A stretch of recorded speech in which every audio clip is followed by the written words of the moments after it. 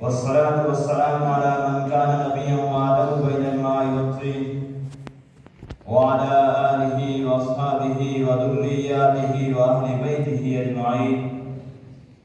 أما بعد، فأعوذ بالله من الشيطان الرجيم. بسم الله الرحمن الرحيم. واعتصموا بحبل الله جميعا ولا تفرقوا واذكروا نعمة الله عليكم إذ كنتم أعداء فألف بين قلوبكم فأصبحتم بنعمته إخوانا. قال رسول الله صلى الله عليه وسلم: المسلم أخو المسلم. وقال في مقام آخر: المسلمون كجسد واحد، أو كما قال عليه السلام.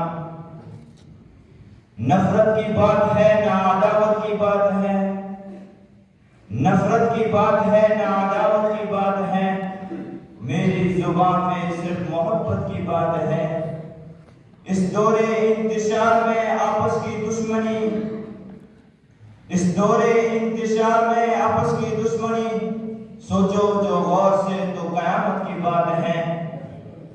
شہدائیان اسلام اور عزیز دوستوں، آج مسلمانوں کے اندر نفرت و عداوتوں کی خلیج اور آپسی تنازعے کی ایک مہلک بیماری ہر مسلمان کے رگ رگ و ریشے ریشے میں سما چکی ہے.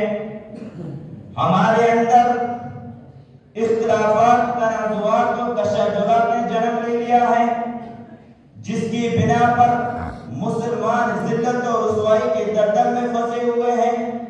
مسلمانوں کی مختلف جماعت اور تنظیموں میں آپسی اتحاد اتفاق باقی نہیں. کوئی اپنے آپ کو سنی کہتا ہے، کوئی اپنے آپ کو شیعہ کہتا ہے، کوئی اپنے آپ کو مودودی کہتا ہے، کوئی اپنے آپ کو بریلوی کہتا ہے، کوئی اپنے آپ کو دیوبندی کہتا ہے. مسلمانوں کی مختلف جماعت اور تنظیموں نے آپسی اتحاد اتفاق باقی نہیں. ایسا کیوں ہو رہا ہے؟ اس کی وجہ کیا ہے؟ صرف ایک بنیاد ایسی ہے جس پر مسلمانوں کے تمام گروپ اور تمام تنظیمیں متحد ہو سکتی ہیں. وہ بنیاد قرآن و حدیث ہے. قرآن پر شیعہ، سنی، بریلوی، دیوبندی تمام تنظیمیں ایمان رکھتی ہیں. قرآن کی فریاد اور الکار کو سننے کے لیے تمام جماعتیں اور تمام تنظیمیں ایک پلیٹ فارم پر آ سکتی ہیں. سب متحد ہو سکتے ہیں. برادران ملت، نفرت و تنازعات کی خلیج کو دور کیا جا سکتا ہے. عداوت و تشددات کی دیوار کو منہدم کیا جا سکتا ہے، شرط کہ ہم قرآن کی الکار کو سننے والے ہوں.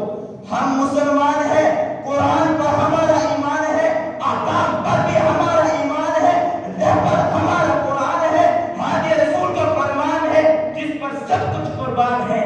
تو آئیے قرآن کا فرمان سنیے، رسول کا فرمان سنیے اور اپنی زندگی سے نفرت و تنازعاتوں کی دیوار کو گرا ڈالے.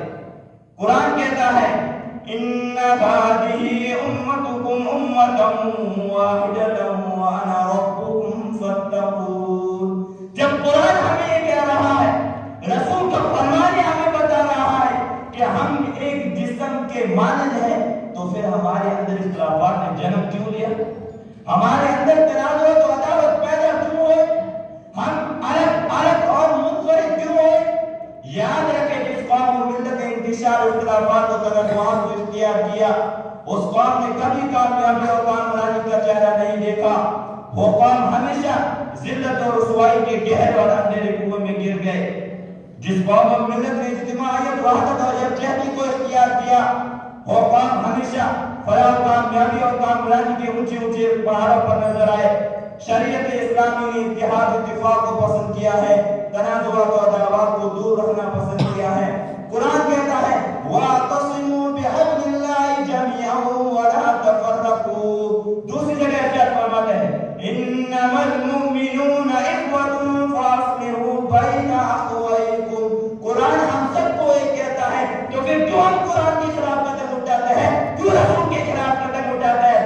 ہم مسلمان آپس میں بھائی بھائی ہیں. ہم شیعہ بعد میں ہیں، سب سے پہلے مسلمان ہیں. ہم مودودی بعد میں ہیں، سب سے پہلے مسلمان ہیں. ہم سنی بعد میں ہیں، جائے تو بن سکتے ہیں خوشی جو مبین، ایک ہو جائے تو بن سکتے ہیں خوشی جو مبین، ورنہ ان بکھری ہوئے تاروں سے تو کیا بات بنے۔ دعا کیجیے اللہ تعالی ہم سب کو قرآن و حدیث کو دستور بنانے کی توفیق دے۔ ارے بھائی کم سے کم آمین تو کہہ دیجیے۔ والسلام علیکم ورحمۃ اللہ وبرکاتہ۔